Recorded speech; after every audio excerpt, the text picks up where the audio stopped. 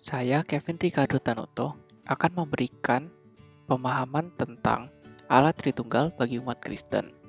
Dan nanti saya akan juga memasukkan refleksi pribadi saya mengenai Allah Tritunggal. Silakan menonton dan menikmati. Terima kasih. Semua orang Kristen percaya doktrin Trinitas. Apa itu Trinitas? Orang-orang Kristen di setiap negeri bersatu dalam menyatakan bahwa Allah kita secara kekal adalah sebagai Bapa, Anak, dan Roh Kudus. Terdapat 3 alasan untuk percaya pada Trinitas, yaitu yang pertama, Alkitab mengajarkan doktrin ini. Yang kedua, orang Kristen di mana-mana selalu mempercayainya. Dan yang ketiga, tidak ada penjelasan lain yang masuk akal. Umat Kristiani percaya pada satu Allah yang hidup dan sejatinya yang adalah pencipta langit dan bumi yang kekal. Kami percaya bahwa satu Allah yang kekal adalah dalam 3 pribadi, yaitu Bapa, Anak yang berupa Tuhan Yesus, dan Roh Kudus.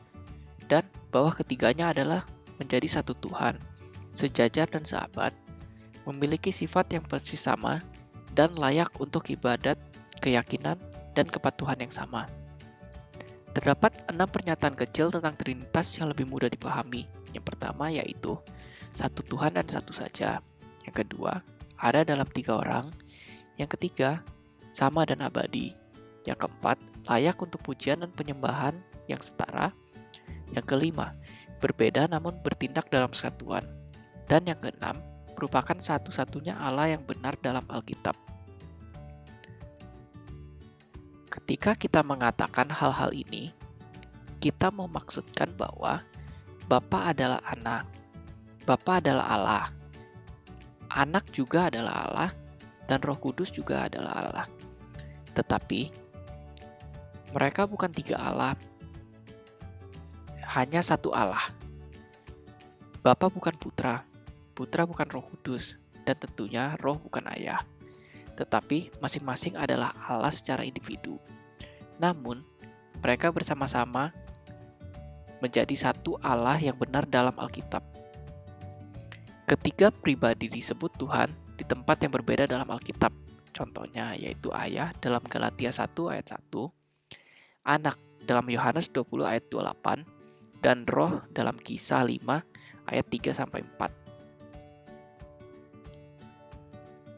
Penerapan dalam Trinitas yang pertama adalah membantu kita menjawab pertanyaan, apa yang Tuhan lakukan sebelum Dia menciptakan alam semesta? Yang kedua, menetapkan batas spekulasi manusia tentang sifat-sifat Allah. Yang ketiga, mengajarkan kita bahwa Allah melampaui segala pemahaman manusia. Yang keempat, meninggikan Anak dan Roh Kudus. Dan yang kelima, membantu kita memahami apa yang terjadi pada saat Tuhan Yesus di kayu salib.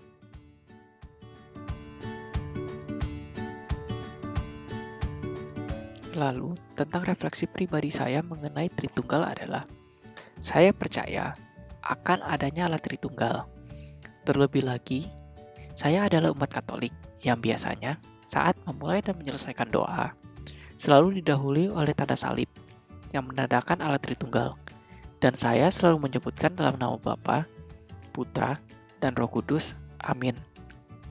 Tetapi, usaha Allah untuk membuat manusia mengenal dirinya adalah cinta. Kita juga dipanggil agar dalam menjalani hidup ini, kita berusaha membuat banyak orang mengalami isi cinta kita kepada mereka. Itulah wujud kesaksian kita akan iman kepada Allah Tritunggal di dunia ini.